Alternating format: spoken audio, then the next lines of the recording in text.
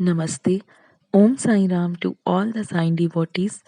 Today I am going to narrate the chapter number 33 of Holy Book Shri Sai Satcharitra, The Wonderful Life and Teachings of Sai Baba.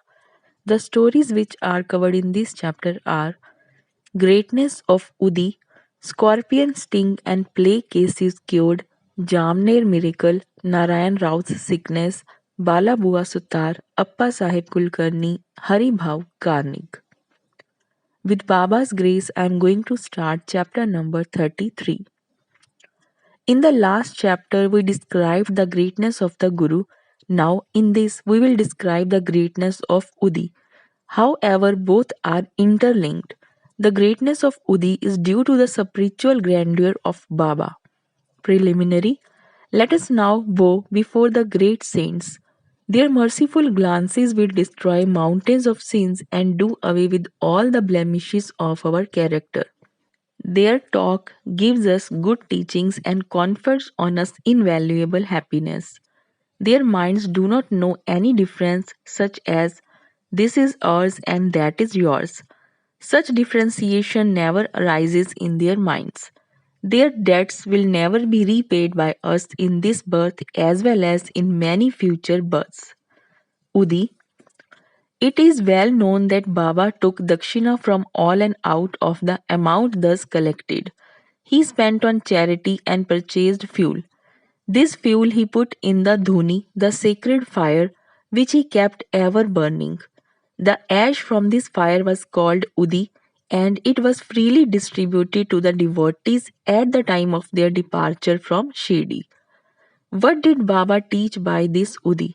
Baba taught by this Udi that all the visible phenomena in the universe are as transient as the ash. Our bodies, composed of matter of the five elements, will fall down after all their enjoyments are over and be reduced to ashes. In order to remind the devotees of the fact that their bodies will be reduced to ashes, Baba distributed Udi to them. Baba also taught by the Udi that the Brahma is the only reality and the universe is ephemeral, and that no one in this world, be he a son, father, or wife, is really ours. We come here in this world alone and we have to go from here alone. It has been found that the Udi cured many physical and mental maladies, but Baba wanted to repeat into the devotees' ears the principles of discrimination between the unreal and the real. He taught non attachment for the unreal by his Udi and Dakshina. The former Udi taught us discrimination, and the latter Dakshina taught us non attachment. Unless we have these two things, it is not possible for us to cross over the sea of the mundane existence. So Baba asked for dakshina, and while the devotees took leave, he gave Udi as prasad, besmeared some of it on their foreheads, and placed his boon conferring hand on them. When Baba was in a cheerful mood, he used to sing merrily. One such song was about Udi. The meaning of this song was, "O playful Ram, come and bring with you sacks of Udi." Baba used to sing in a clear and tender tones. So, besides the spiritual implication of Udi, it had also its material significance. It conferred health, prosperity, freedom from anxiety, and many other worldly gains. So, the Udi has helped us to gain both our ends, material as well as spiritual. We shall now begin with the stories about the Udi. Scorpion Sting. Narayan Motiram Jani of Nasik was a devotee of Baba. He was serving under another devotee of Baba by name Ramchandar Vaman Modak. Once he went to Shirdi with his mother and saw Baba. Then Baba himself told her that her son should start independent business. Some days after this prophecy turned true, Narayan Jani left service and started a boarding house, Anand Ashram, which thrived well. Once a friend of this Narayan Rao was stung by a scorpion, and the pain caused by it was severe and unbearable. Udi is most efficacious in such cases. It is to be applied on the point of pain, and so Narayan Rao searched for it but found none. Then he stood before Baba's picture and invoked Baba's aid, chanted Baba's name, and taking out a pinch of the ashes of the joss stick burning in front of Baba's picture and thinking it as Baba's Udi, applied it on the seat of pain and the sting. As soon as he moved his fingers, the pain vanished and both the persons were moved and felt delighted. Bubonic plague case. Once a devotee in Bandra came to know that his daughter, who was staying in another place, was down with bubonic plague. He had no Udi with him, so he sent word to Nana Sahib Chandorkar to send the same. Nana Sahib got this message en route Thana railway station when he was travelling with his wife to Kalyan. He had no Udi with him then. He therefore took up some dust from the road, meditated upon Sai Baba, invoked his aid, and applied it to his wife's forehead. The devotee was very glad to learn that his daughter, who was suffering for 3 days, began to improve from the very moment Nana Sahib invoked Baba's aid near the Thana railway station. The Jamner miracle. In the year 1904 to 5, Nana Sahib Chandorkar was Mamlatdar at Jamner in the Khandesh district, which is more than 100 miles from Shirdi. His daughter Maina Tai was pregnant and was due to deliver. Her case was very serious and she was suffering from labor pains for the last 2 or 3 days. Nana Sahib tried all remedies but in vain. He then remembered Baba and invoked his aid. There in Shirdi, one Ramgir Buva, whom Baba called Bapugir Buva, was leaving for his native place in Khandesh. Baba called him and told him to stop at Jamner on his way home and give the Udiyan Aarti to Nana Sahib. Ramgir Buva said that he had only 2 rupees with him and this amount was barely sufficient for the railway fare up to Jalgaon and it was not possible for him to go from Jalgaon to Jamner, a distance of about 30 miles. Baba assured him that he need not care as everything would be provided for. Then Baba asked Shama to write a well-known aarti composed by Madhav Adkar and gave a copy of it with Udi to Ramgir Buva to be delivered to Nana Sahib. Then, relying on Baba's words, Ramgir Buva left Shirdi and reached Jalgaon at about 2:45 am. He had only 2 annas left with him and he was in a plight. To his great relief, he heard somebody calling out, "Who is Bapugir Buva of Shirdi?" He went to him and told him that he was Bapugir Buva. Then the person professing to be sent by Nana Sahib took him to an excellent tonga with a good pair of horses. They both drove in it. The tonga ran fast and early in the morning they came to a brooklet. The man took the horses for watering them and he asked Ramgir Buva to partake of some eatables. On seeing the beard, moustache, and the livery of that person, Ramgir Buva suspected him to be a Muslim and was unwilling to take any refreshments from him. But he satisfied Ramgir Bua by saying that he was a Hindu, a Kshatriya of Garhwal, and that Nana Sahib had sent these refreshments and there should be no difficulty in its acceptance. Then both of them took the refreshments and started again. They reached Jamner at dawn. Ramgir Bua alighted to attend a call of nature and returned within a few minutes, but found that there was no tonga and no driver. He was dumbfounded. Then he went to the neighboring kacheri and on making inquiries learnt that the Mamlatdar was at home. He went to Nana Sahib's house and gave to Nana Sahib Baba's Udiyan Aarti. At this time Maina Tai's case was in the most serious condition and all were in deep anxiety about her. Nana Sahib called out his wife and asked her to give the udi mixed with water to their daughter to drink. He thought that Baba's help was most opportune. In a few minutes came the news that the delivery was safe and that the crisis had passed away. When Ramgir Bua thanked Nana Sahib for the peon, tonga, and the refreshments, etc., the latter was greatly surprised as he had sent none to the station and was not aware of any person coming from Shirdi. Mr. B.V. Dev of Thana, retired Mamlatdar, made inquiries about this matter with Bapu Rao Chandorkar, son of Nana Sahib and Ramgir Bua of Shirdi. and after satisfying himself wrote an elaborate article, part prose and part poetry in the Sri Sai Leela magazine, volume 13, number 11, 12 and 13. B.V. Narsingh Swami has also taken down the statements of Mehnatai, Bapusaheb Chandorkar, and Ramgir Bua, dated 1st June 1936, 16 September 1936, and 1st December 1936, respectively, and published them in his Devotees' Experiences Part 3. The following is quoted from Ramgir Bua's statement. One day Baba called me to him and gave me a packet of udi and a copy of Baba's Aarti. I had to go to Khandesh at that time. Baba directed me to go to Jamner and told me to deliver the Aarti and udi to Nana Sahib Chandorkar at Jamner. I said to Baba that all I had was rupees 2 and asked him how that could take me by train from Kopargaon to Jalgaon and next from Jalgaon to Jamner. Baba said, God will give. That was a Friday and I started at once. I reached Manmad at 7:30 p.m. and Jalgaon at 2:45 a.m.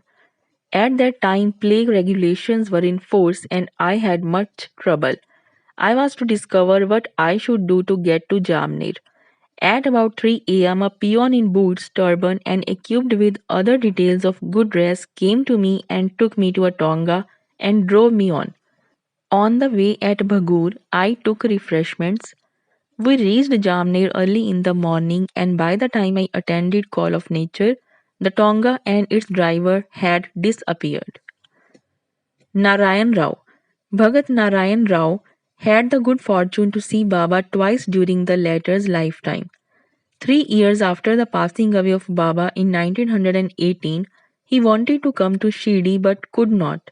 Within a year of Baba's Mahasamadhi, he fell sick and suffered much.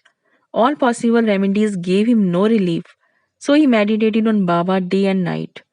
One night he had a vision. Baba came through a cellar, comforted him, saying, Don't be anxious, you will be improving from tomorrow, and within a week you will be on your legs.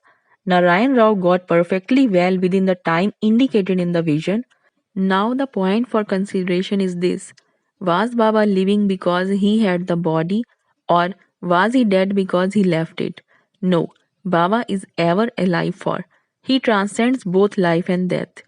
He who loved him wholeheartedly gets response from him at any time and at any place.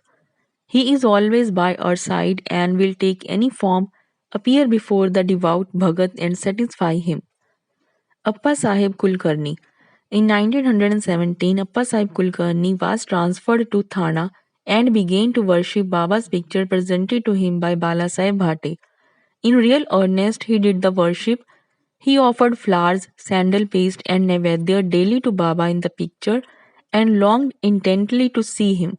In this connection, it may be remarked that seeing Baba's picture earnestly is equivalent to seeing him in person. The following story illustrates this statement. Balabua Sutar.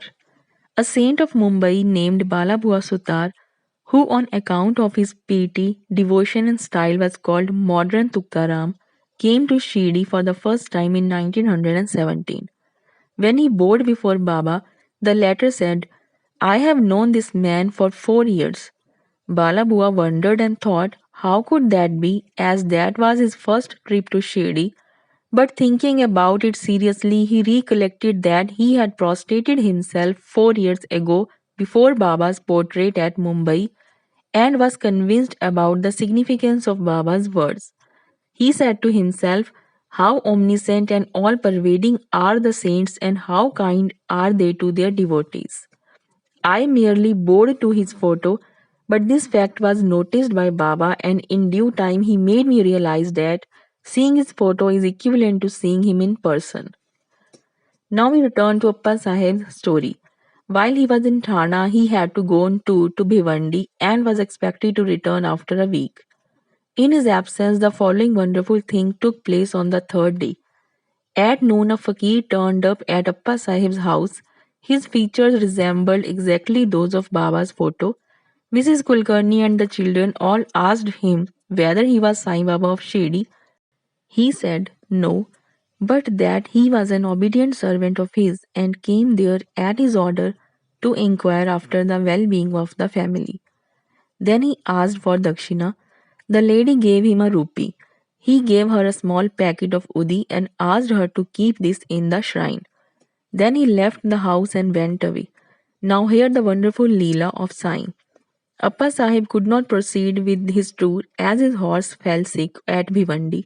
He returned home that afternoon and learned from his wife about Fakir's visit. He got very restless as he did not have the darshan of the Fakir. Moreover, he did not like that only 1 rupee was paid to him as dakshina. He said that he had been present, he would have paid not less than 10 rupees.